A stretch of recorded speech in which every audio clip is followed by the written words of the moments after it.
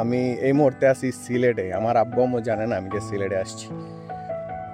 জানলে হয়তো রাগ করতো না, আমার মায়ের রাগ করতো না, কিন্তু কথা হচ্ছে কি আমি কাউকে জানাইনি। তারা জানায় যে আমি রাজশাহীতে মেসে আছি, পড়ালেখা করতেছি, বাট আমি সিলেট।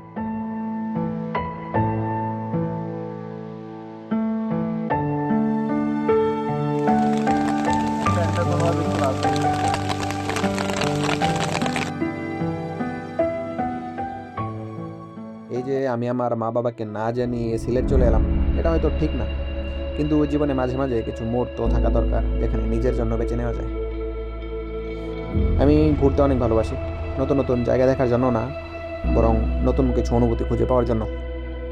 আমার একটা স্বপ্ন আছে, একদিন আমি দেশ বিদেশ ঘুরে বেড়াবো, প্রতিটা শহর, প্রতিটা রাস্তা, প্রতিটা মানুষের গল্প লিখব। তারপর অনেক বছর পর যখন আমি বৃদ্ধ হয়ে যাব, তখন এক কাপ চা হাতে নিয়ে বসে বসে আমার নিজের গল্পগুলো আবার শুনবো। ওইখানে হচ্ছে কি এটা বাংলাদেশের পাহাড় এগুলা, আর ওই যেটা ওটা হচ্ছে ইন্ডিয়ার।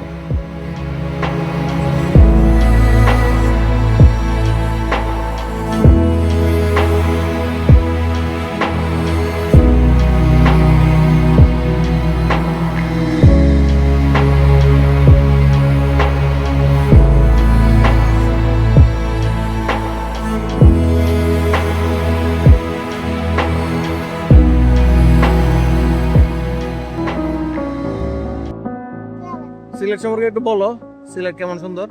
সিলেট বেশি লাগে।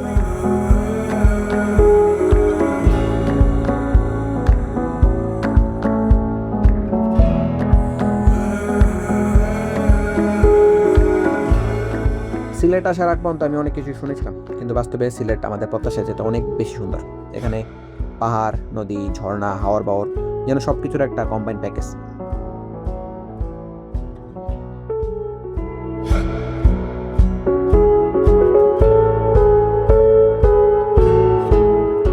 আর বর্ষাকাল সিলেটকে আরো অনেক অনেক সুন্দর করে তোলে।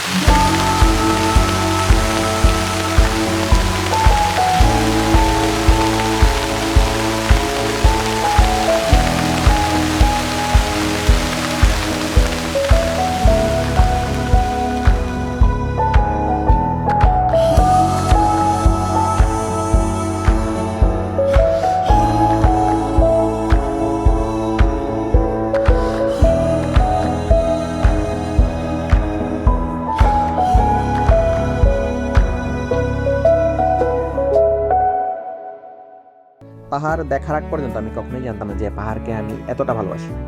মানুষের জীবনের প্রতিটা ক্ষেত্রে হয়তো এমন, কোনো কিছুর কাছে যাওয়ার আগ পর্যন্ত আমরা বুঝতেই পারি না যে সেটা আমাদের ভেতরে কতটা জায়গা নিয়ে নেবে।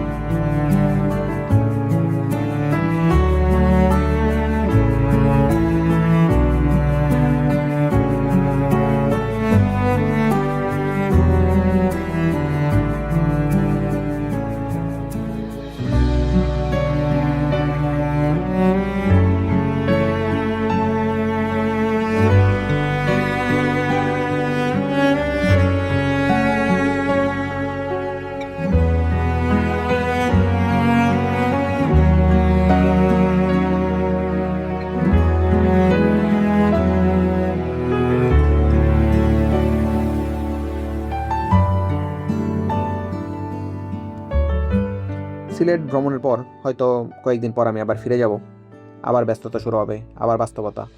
কিন্তু সিলেট আমার ভেতরে থেকে যাবে, কারণ কিছু জায়গা শুধু মানচিত্রেই থাকে না, বরং থেকে যায় আমাদের মনে। আর আমি তো সেই গল্পগুলোর একজন সংগ্রাহক মাত্র, যে পৃথিবীটাকে একটু একটু করে নিজের স্মৃতির ভেতরে জমিয়ে রাখতে চাই।